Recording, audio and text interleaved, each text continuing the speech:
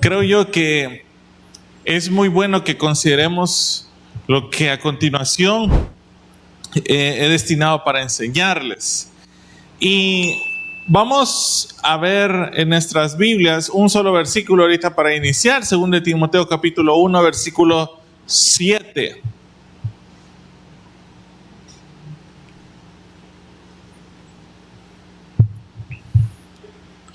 Segunda de Timoteo capítulo 1, versículo 7. Así sentadito, solo es un versículo. Hablemos la palabra del Señor de la siguiente manera. Porque no nos ha dado Dios espíritu de cobardía, sino de poder, de amor y de dominio propio. Amén. Cerramos nuestros ojos, buen Dios y Padre, te bendecimos y damos toda la gloria y honra, Señor, porque tú lo mereces. En esta noche quiero, Padre, que hables a nuestras vidas, Señor, a nuestra mente, a nuestro corazón, Señor, que podamos entender tu palabra, Señor. Que esta nos edifique, traiga rema, Señor. Mientras yo hable, Señor, el Espíritu Santo enseñe, Señor. En el nombre poderoso de Jesús. Amén y amén. ¿Quiénes estuvieron el miércoles pasado? Levante la mano. Que vieron varios. ¿Por qué les pregunto? Porque yo les traigo la segunda parte. Entonces, el tema se llama Intensamente 2. La Biblia nos habla acerca de las emociones. Administrarlas y rendirlas a Dios definitivamente conlleva tiempo y disposición para poder controlarlas y no que nos controlen a nosotros. O sea, definitivamente esto es bien importante. Si uno no sabe controlar sus emociones, las emociones lo controlan a uno. Y una persona controlada por emociones es un poco difícil de tratar. Y definitivamente creo yo que en toda la Biblia podemos observar de que Dios no quiere pasar por alto nuestros sentimientos, pues estaría pasando por alto la humanidad misma que Él nos dejó. Y aunque si bien es cierto, la Biblia dice que nuestra lucha no es contra carne y sangre, pero la parte de las emociones juega un papel muy importante para el desarrollo de nuestra vida, para nuestro crecimiento, para nuestra fe y para poder desarrollar el propósito de Dios en nosotros. Por eso, definitivamente, las emociones se ven involucradas dentro del plan y el propósito de Dios, y parte de ese mismo diseño que su palabra dice que hemos sido hechos a imagen y semejanza de Dios. Esto quiere decir de que de alguna manera también Dios es alguien que tiene sentimientos. No entiendas así como el del hombre, sin embargo también Dios siente, y ese mismo sentir, o más bien el mismo deseo de Dios de que también nosotros tengamos sentimientos, fue que Él los introdujo dentro de nosotros. Que por más que le digamos a Dios, Señor, yo te pido que ya no quiero sentir nada, es algo que difícilmente Dios va a contestar. Sí, porque Dios no ha hecho robots. Dios no ha hecho con nosotros inteligencia artificial para no tener sentimientos. Quisiera decir que eso es posible, pero definitivamente no es ni bíblico ni nada por el estilo. Entonces, es importante comprender que para Dios sí son importantes los sentimientos. Hay una frase o un concepto llamado inteligencia emocional que probablemente más de alguno lo ha escuchado, y si no, se los voy a refrescar en esta noche. Dice que la inteligencia emocional es la habilidad para reconocer y regular y comprender lo que son las emociones, tanto en nosotros como en las demás personas.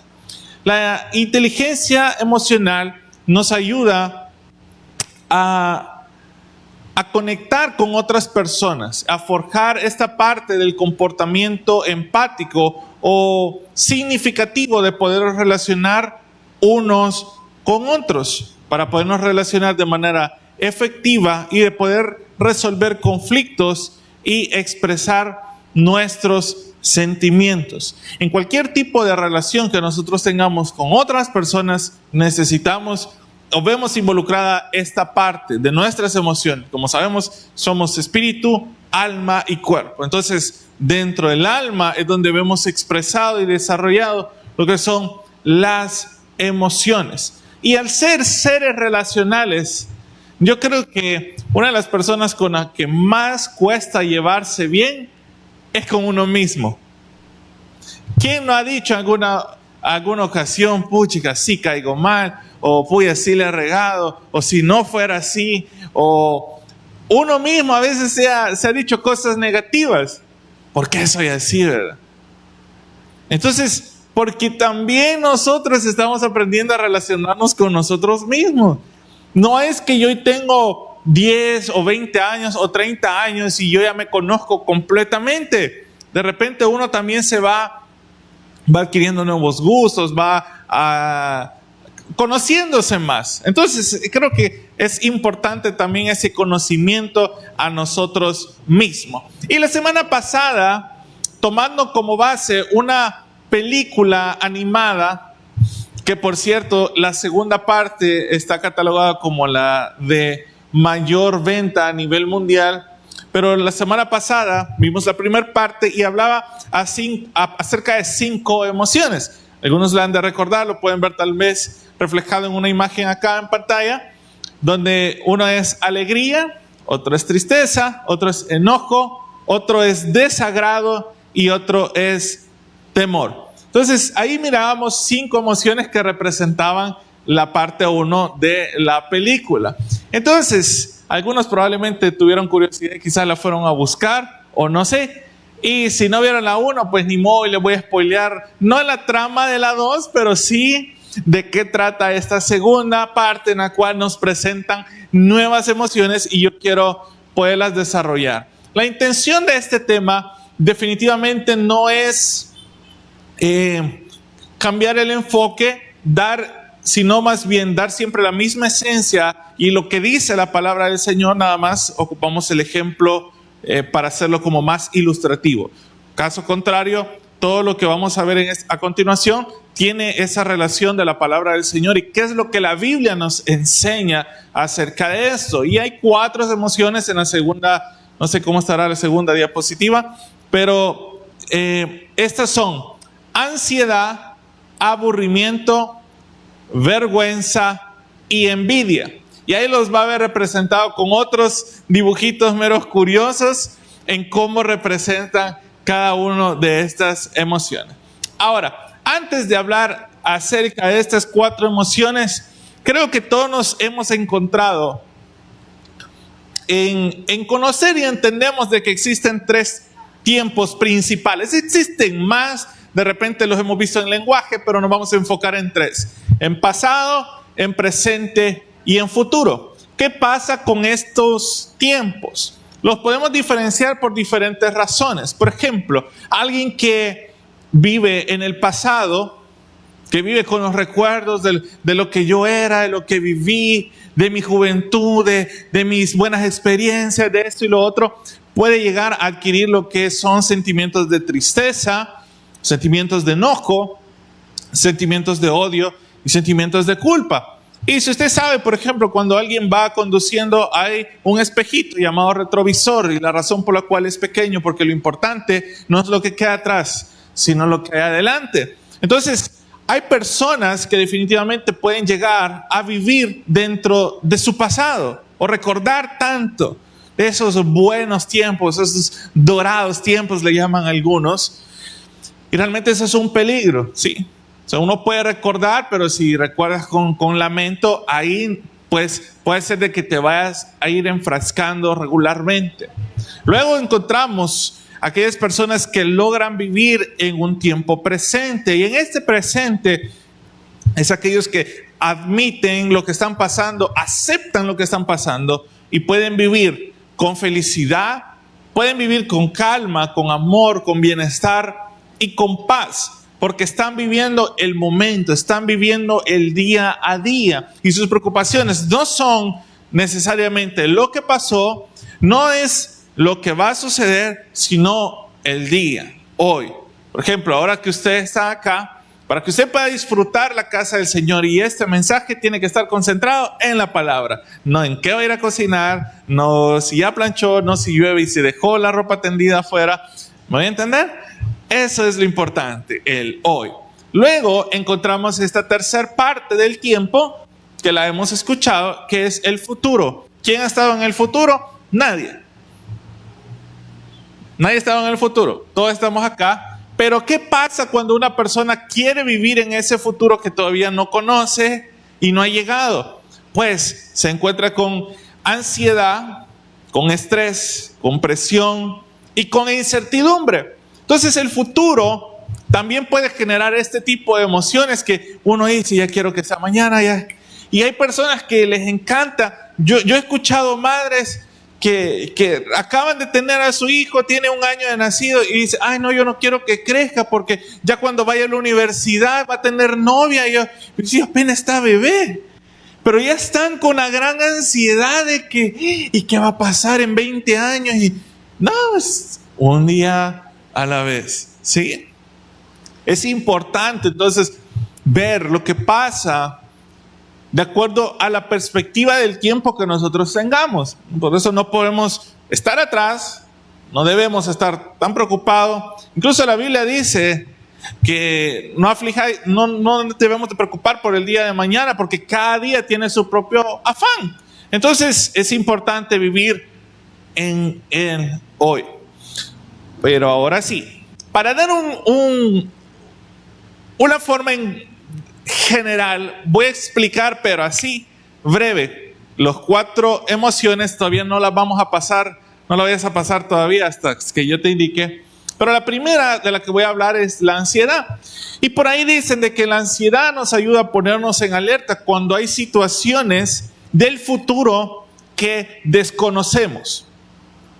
Son cosas que vienen a la mente de posibles alternativas que pueden llegar a suceder, y eso entonces puede provocar lo que es la ansiedad. Luego también nos encontramos con lo que es el aburrimiento, y dicen por ahí que este nos ayuda a reflexionar con nosotros mismos. El tercero del cual les voy a hablar también es la vergüenza, que ayuda a identificar cuando nos equivocamos, y este a su vez también puede ser provechoso porque nos ayuda a comprender y a generar aprendizajes en nuestra vida. Y el número 4 que les voy a hablar es acerca de la envidia, y esta nos ayuda a generar admiración e inspiración siempre y cuando este se maneje de manera correcta. Ahora sí, les voy a presentar lo que es la primera emoción, y vamos a hablar acerca de esto y qué es lo que la Biblia nos narra. El primero es la ansiedad. ¿Pueden ver ahí el dibujo? ¿Sí está? Anaranjado, pelo así greñudo. No mira el que tiene a la par, pero así algunos vienen con esa cara de ansiedad. Y hoy no les traje video, pero esa figura, la ansiedad, la vamos a representar hoy. ¿Y qué es lo que la Biblia nos dice acerca de este sentimiento de ansiedad?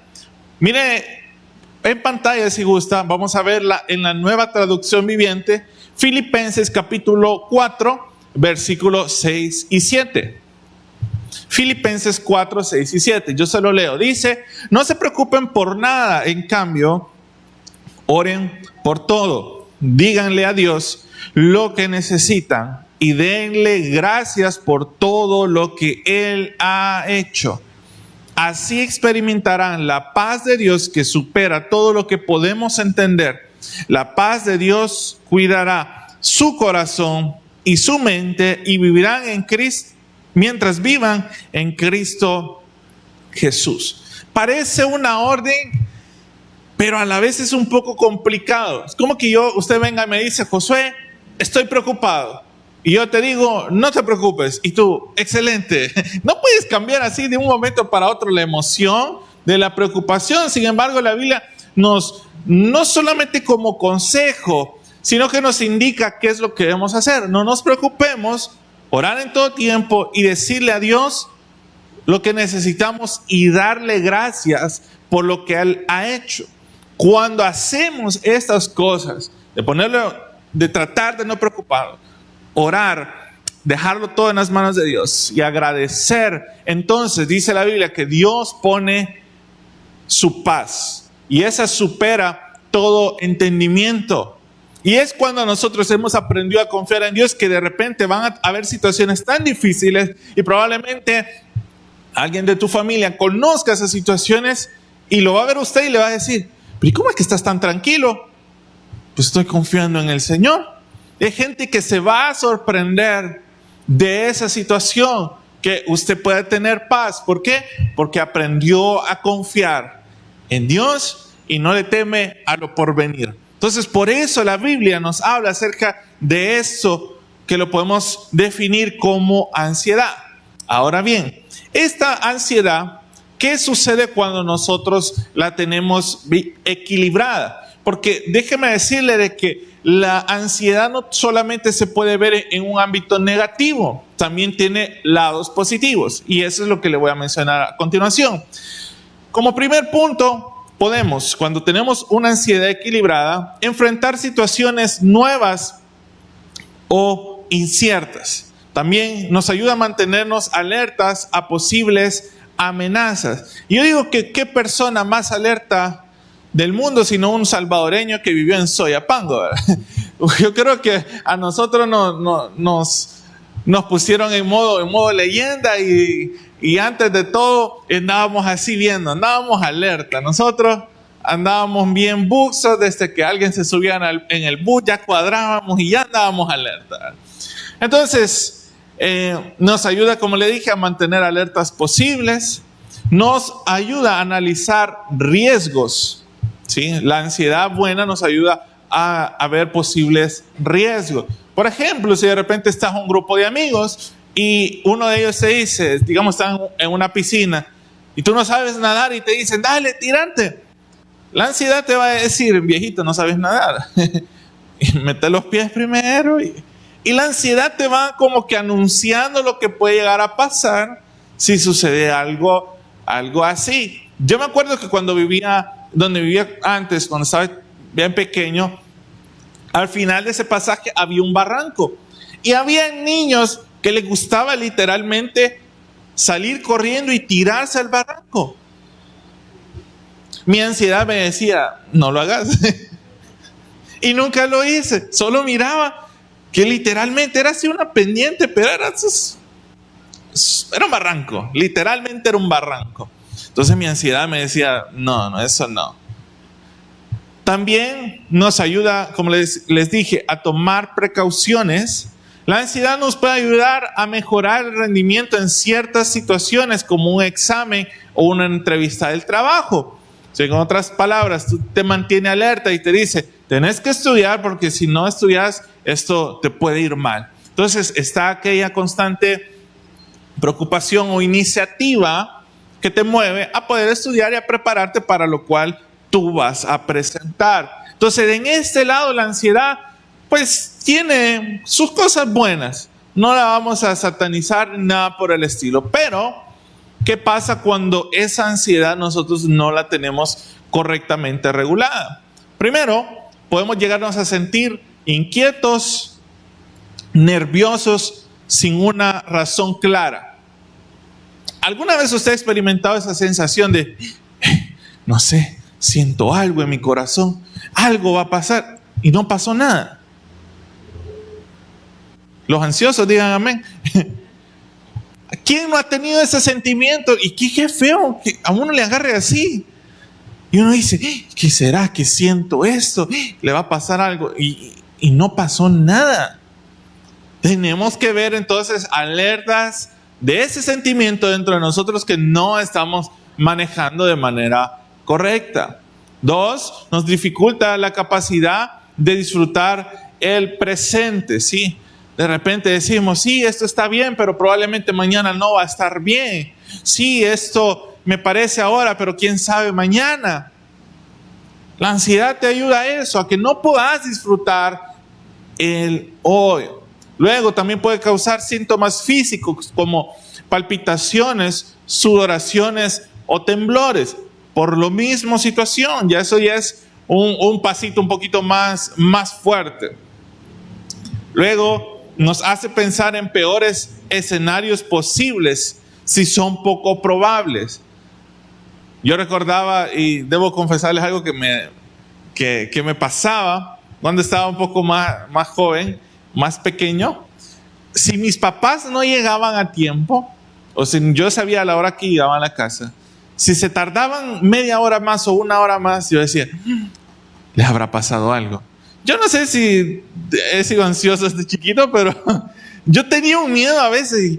¿Y será que me voy a quedar huérfano o algo así? Decía, de veras, yo llegaba a pensar esas cosas y me ponía tan nervioso cuando ya era noche y mi papá no llegaba. Y de repente cuando escuchaba el vehículo afuera, pues no, ahí vienen, decía. Y ya se me quitaba toda la ansiedad que tenía, pero tenía que escucharlo porque si no, no estaba tranquilo.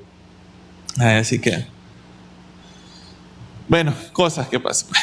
También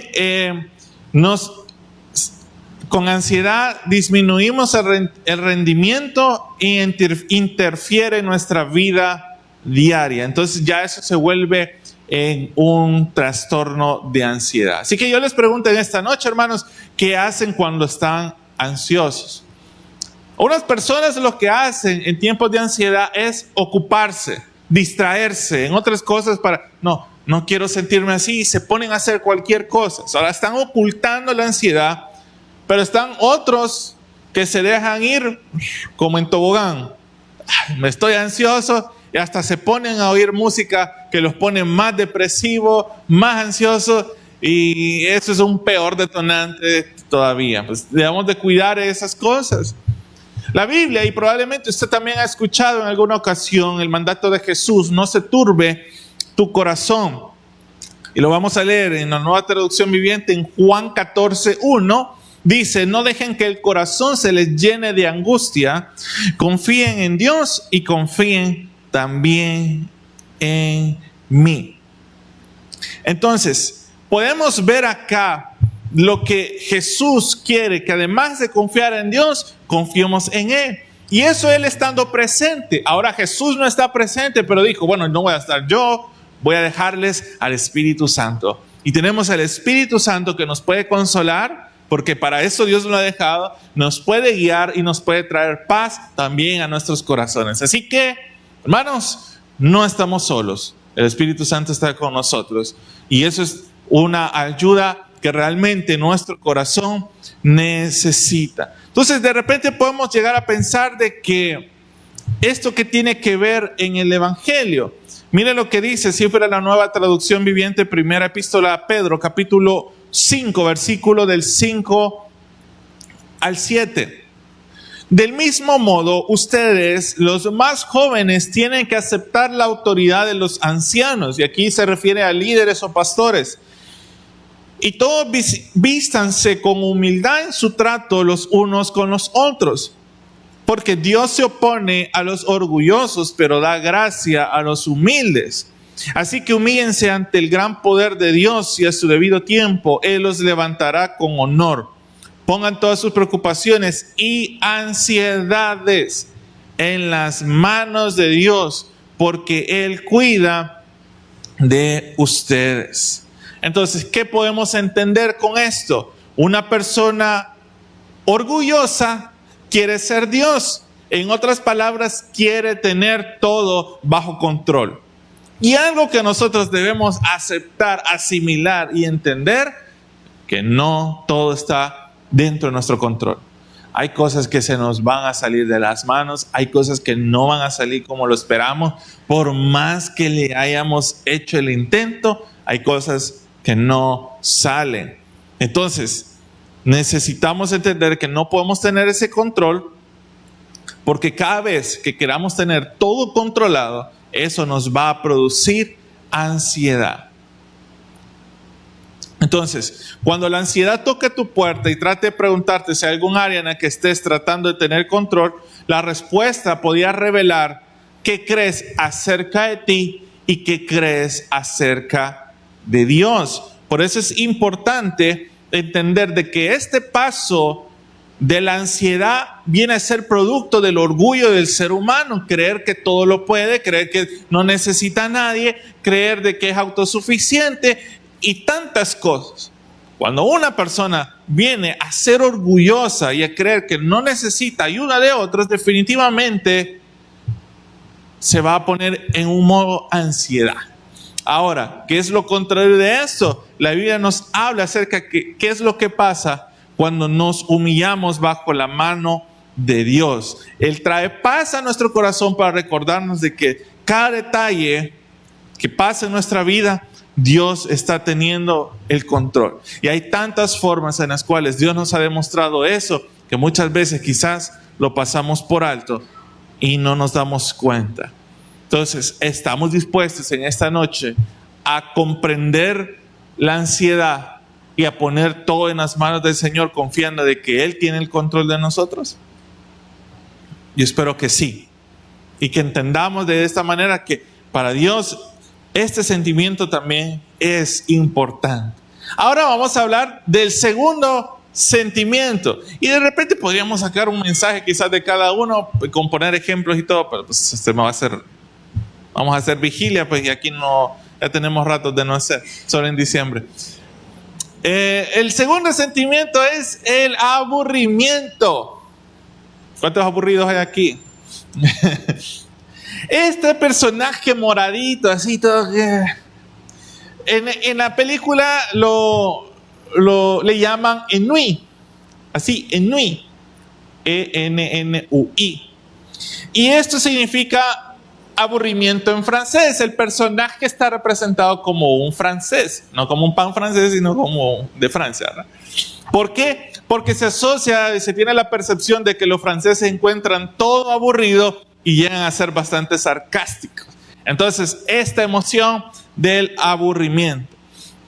Pues, existen diferentes tipos de aburrimiento. Está el que es productivo. Por ejemplo, alguien dice, ay, ya llevo ratos cocinando lo mismo en la casa, ya me aburrió. Voy a ver qué invento de cocina. ¿A quién le ha pasado eso? ¿Sí? Bueno, a mí sí. Luego que no cocinan, va. Pero de repente hay un aburrimiento que lo pone pilas y dice, no, esto no. De repente está aburrido y usted, yo hacía esto, a veces cada 2, cada 3 meses me aburría cómo estaban las cosas en mi cuarto. Ay, no, ya me aburría estar así. Y movía todo. Yo decía, voy a hacer algo. Entonces, hay un aburrimiento que te ayuda a ser como productivo. Y como tal, puede ser como que estás en tu casa, está tu día libre, estás tranquilo y decís, estoy aburrido, nada malo, no pasa nada. Tú sabes de que sigues teniendo un propósito en la vida, de que tienes cosas que hacer, pero simplemente te aburriste, es lo normal. Ese tipo de aburrimiento está bien. Pero también la Biblia nos habla acerca de aquellos que llevan como el aburrimiento, pleca, pereza a otra dimensión. Mira lo que dice en la Nueva Traducción Viviente, Proverbios capítulo 13, versículo 4. Los perezosos ambicionan mucho y obtienen poco, pero los que trabajan con esmero prosperarán. ¿Sí? Entonces aquí la Biblia, y de hecho Proverbios, le tira fuerte a los haraganes. ¿Sí? Entonces aquí dice que los perezosos quieren mucho, ambicionan, pero dice que al final de cuentas obtienen poco porque pues, no trabajan. Entonces así también la Biblia nos anima a trabajar diligentemente en todo lo que hacemos, sea grande o sea pequeño. Mire siempre en la Nueva Traducción Viviente, Proverbios 6, del 6 al 8. Dice, no voltea a ver al que tiene al lado, pero dice, tú, holgazán, aprende una lección de las hormigas. Aprende de lo que hacen y hazte sabio. A pesar de que no tienen príncipe, ni gobernador, ni líder que las haga trabajar, se esfuerzan todo el verano juntando alimento para el invierno.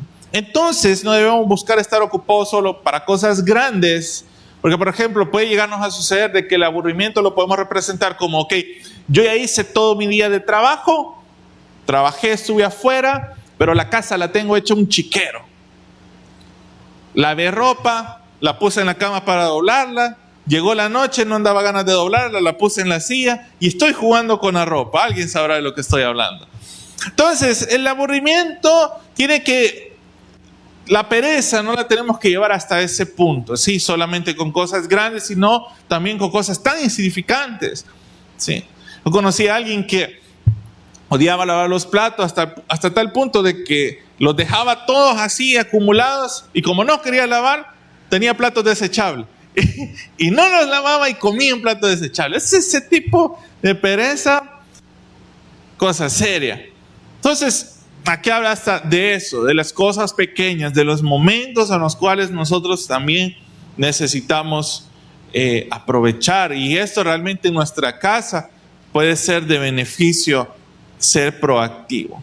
Entonces, está este aburrimiento que es productivo y el que es desalentador. Y ese desalentador se basa en la holgazanería, en la falta de propósito y diligencia. O sea, aquellas personas que de plano lo que hay que hacer, lo que puedes hacer mañana, hazlo pasado mañana. O sea, dejan todo para último momento y no sé, pero existe un tipo de personas que si no es con presión, las cosas no las hacen rápido. Sí, tengo que hacer esto más tarde, hasta cuando ya llegó la hora es como que ahora tengo que hacerlo. Y ahí se apuran y ven cómo le hacen, ¿verdad? Cualquier parecido es pura coincidencia, pero esto es la pereza. Y dice Proverbios 19:15, Reina Valera, la pereza hace caer en profundo sueño y el alma negligente padecerá hambre. Sí. Entonces, definitivamente hay que ser diligentes. Proverbios 21:25, en la Valera 60, el deseo del perezoso le mata porque sus manos no quieren trabajar. Entonces, vemos acá como la pereza o el aburrimiento puede llevarnos hasta este punto en nuestra casa. Yo cuando mi mamá le decía, mamá, estoy aburrido, me decía, anda a agarrar la escoba y ponete a hacer limpieza. Se te va a quitar lo aburrido. Entonces, siempre habrá algo que hacer. Y creo que las mamás son expertas en saber que siempre hay algo que hacer en casa. Tercero es vergüenza. Y lo pueden ver en el dibujito, un rosado, que casualmente ando rosado, pero no soy yo. Tiene una capucha. Esa es la vergüenza. Y dice que esto es una emoción incómoda de humillación y malestar por temor a no cumplir las expectativas sociales. Y es un peso que en algún momento vamos a llevar en nuestra vida. Pero vamos a diferenciar la vergüenza en dos ámbitos. La vergüenza con Dios y la vergüenza con el hombre. La vergüenza con Dios se genera por malas decisiones, por nuestros propios pecados, por experiencias traumáticas, por experiencias inocentes o curiosas, decisiones y pecados de otros, inseguridades o por los que otros piensan de ti. Ese tipo de vergüenza nos puede causar respecto hacia Dios. O sea, de repente nos sentimos avergonzados y decimos, Señor, yo sé que la regué. Y hay personas que me han dicho, no quiero acercarme a la iglesia porque siento pena, siento vergüenza. ¿Ya? Este es un sentimiento y vamos a ver qué podemos hacer al respecto. O vergüenza de cosas malas que pasaron, de alguna mala experiencia, o algo que hiciste que al final te dio pena que otros lo supieran, etc. Entonces, con la vergüenza de Dios no estamos hablando de culpabilidad necesariamente. Dice Primera de Juan capítulo 1:9 en la versión Valera, dice, si confesamos nuestros pecados, Él es fiel y justo para perdonar nuestros pecados y limpiarnos de toda maldad. Tenemos que tener en cuenta algo. Aunque no le hayamos orado a Dios ciertas cosas que a nosotros nos avergüencen, Dios ya las sabe. Entonces, si Dios lo sabe todo, ¿por qué creemos de que no orándole a Dios respecto a esa situación, en esa área en específico, Dios se va a sorprender? No es como que Dios, mira, no te había contado porque me daba pena, pero fíjate que yo hice esto y Dios se va a estar, no sabía. Dios no se va a sorprender. Dios al contrario te va a decir, chica, al fin hablaste de eso. Sí, porque la vergüenza nos cohíbe, la vergüenza puede llevarte a tener malos pensamientos de Dios y de otras personas. No se imagina, pero así de plano, no se imagina la cantidad de gente que me dice, no, Josué, ya no voy a la iglesia porque me da pena, que qué van a decir. Y yo así como que, sí, que les da pena el qué.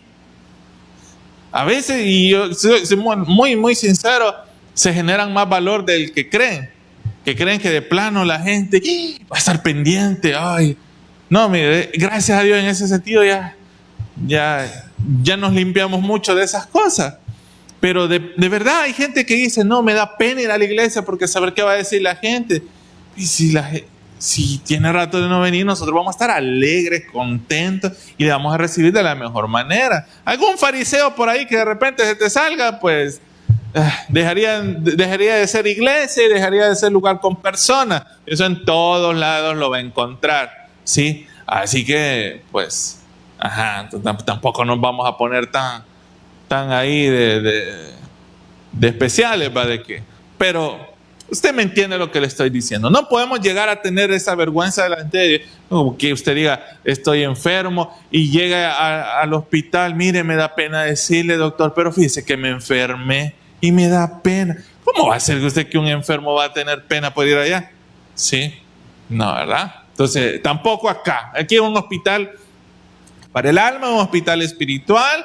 Así que aquí deje de cosas. Y si usted sabe que necesita de Dios, venga. ¿Sí? Y si dice que está bien, pues siga viniendo. Porque la Biblia dice que el que esté firme, mire que no caiga. ¿Sí? Así que no hay excusa. De una u otra manera, tenemos que estar viniendo a la iglesia. Luego, veamos esto. Primer libro de Crónicas 28:9. Dice: y tú, Salomón, hijo mío, reconoce al Dios de tu padre y sírvele con corazón perfecto y con ánimo voluntario. Porque Jehová escudriña los corazones de todos y entiende todo intento de los pensamientos. Si tú le buscares, lo hallarás. Mas si lo dejares, él te desechará para siempre. Entonces aquí dice que hay que servirle con el corazón correcto y con un buen ánimo. ¿Sí? Eso es lo que nos pide Dios. Servir con un buen ánimo. Porque dice que Dios escudriña los corazones y todos los pensamientos que tengamos. Entonces, en este sentido, nosotros debemos de comprender el amor incondicional de Dios hacia nosotros, pues nos hizo a su imagen y semejanza.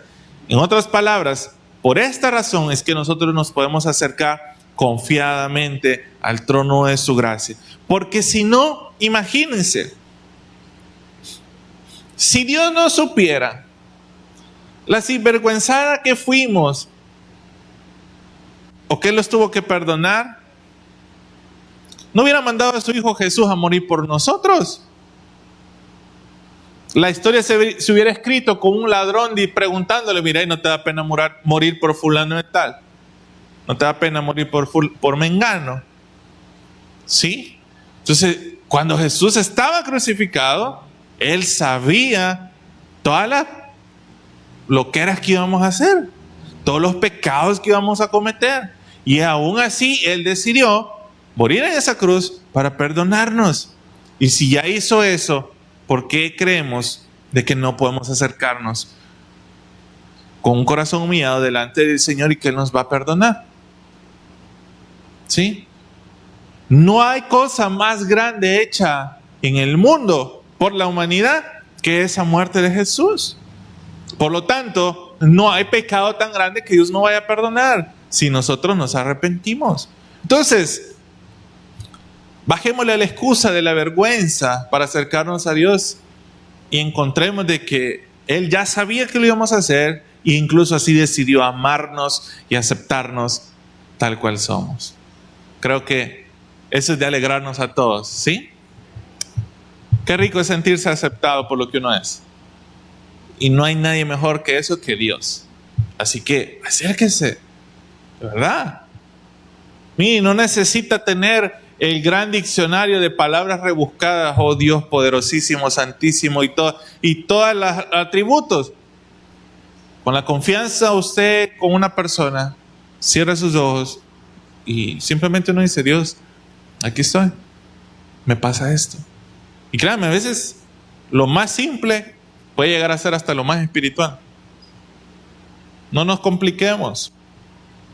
Luego encontramos lo que es la vergüenza con los hombres. Y en Juan 15:18 dice, si el mundo os aborrece, sabed de que a mí me ha aborrecido antes que a vosotros. Y en este contexto hablaba acerca sobre aquellas personas que estaban proclamando el nombre de Jesús. Y en el caso, espero que no sea el suyo, sucede de que hay personas que les da pena decir que son cristianos, ¿verdad? Que les da vergüenza, etcétera, etcétera. Entonces, es algo que a nosotros no nos debe de aprisionar, el hecho de qué va a decir otra gente. Al menos que usted ande dando mal testimonio, no diga que es cristiano. Pero de lo contrario, si usted sabe de que es hijo de Dios, pues, de verdad, viva orgulloso de eso y échele ganas a eso. Y por último, tenemos la envidia. Un animalito chiquito, ahí lo pueden ver en pantalla. Esa envidia es cosa seria. Y el mensaje va a terminar con envidia. Es una emoción que surge cuando una persona desea lo que otro tiene y siente resentimiento e insatisfacción por no tenerlo. La Biblia nos habla de que esta envidia es un pecado con grandes consecuencias. Nosotros lo podemos ver en Génesis 4:8, cuando Caín mató a Abel, porque dice que sintió envidia por su hermano. Él se enojó porque Dios aceptó con agrado la ofrenda de Abel, mas no la de Caín. No vamos a leer la cita, solo se lo estoy contando. Entonces, vemos de que el primer muerte que hubo, el primer homicidio, fue a causa de la envidia. El primer homicidio registrado en la Biblia es por la envidia. Ahora, vea entonces lo peligroso que puede llegar a ser este sentimiento en una persona. Segunda de Samuel, no lo vamos a leer, pero también nosotros vemos el caso, por ejemplo, del rey David, cuando deseó a Betsabé, la esposa de Urías. Ustedes se saben bien esa historia de que le gustó cuando la vio por el palco, por la ventana, se acostó con ella, la embarazó y entonces se quería deshacerle del esposo, lo hizo y todo esto para ocultar su pecado y todo esto por causa de la envidia. Entonces, cuando codiciamos lo que otro tiene, le estamos diciendo a Dios que se equivocó con lo que nos dio y reprochamos que no nos otorga lo que creemos que nos corresponde. Y esto es bastante delicado, porque entonces estamos empezando a ver a menos de Dios, a Dios. O de repente nosotros, con el orgullo que vimos anteriormente, nos estamos creyendo que nos merecemos más. Y de esta manera, conscientemente o inconscientemente, estamos poniendo en duda la sabiduría de Dios. ¿Ustedes creen que nosotros le vamos a ganar a Dios? De ninguna manera. Así que, en otras palabras, si Dios permite ciertas cosas, es porque Él sabe que eso es lo mejor para nosotros. No seamos jactanciosos delante de Dios, porque cuando caemos con el pecado de la envidia, ponemos en duda el cuidado y la provisión de Dios. Mateo 6:26 dice, mirad las aves del cielo que no siembran, ni ciegan, ni recogen en graneros, y vuestro Padre Celestial las alimenta. ¿No valéis vosotros mucho más que ellas? Entonces no podemos poner en duda su cuidado y provisión para nosotros y para nuestra familia, porque en última instancia la envidia es una ofensa en contra de la sabiduría de Dios y su amor hacia nosotros. El Evangelio nos recuerda que la envidia surge al pensar que no recibimos lo que merecemos. Pero realmente, si lo vemos desde la perspectiva y el ángulo cristiano correcto, lo que nosotros nos merecemos es el castigo. Eso sí lo merecemos. Así que no podemos llegar, Señor, pero si yo te he servido tanto tiempo, Señor, pero es que yo me merezco esto. No, te mereces el castigo y ya. O sea, bajémonos también 2 graditas en eso, de creer de que porque hemos hecho merecemos. No, lo que merecemos es el castigo, pero a pesar de todo eso, la Biblia dice que Dios nos llenó con toda bendición espiritual. Efesios 1:3 dice, bendito sea el Dios y Padre de nuestro Señor Jesucristo, que nos bendijo con todas bendiciones espirituales en los lugares celestes en Cristo. Entonces termino con esto. No hay lugar para la envidia en un corazón que ama con el amor de Cristo. Y definitivamente no hay envidia en un corazón que es agradecido. Por eso decidimos dar esta serie en 2 partes, basándonos en sentimientos que aparecen en esta película, que si no la ha visto, pues probablemente sí le va a entretener.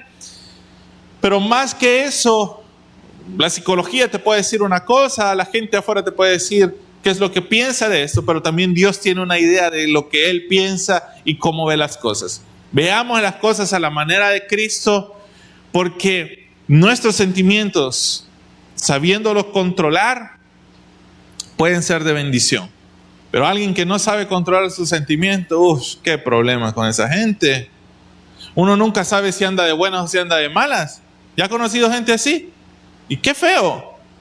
Y qué feo que sea un cristiano que le pase eso. Que no sabemos cómo va a responder, no sabemos cómo va a reaccionar.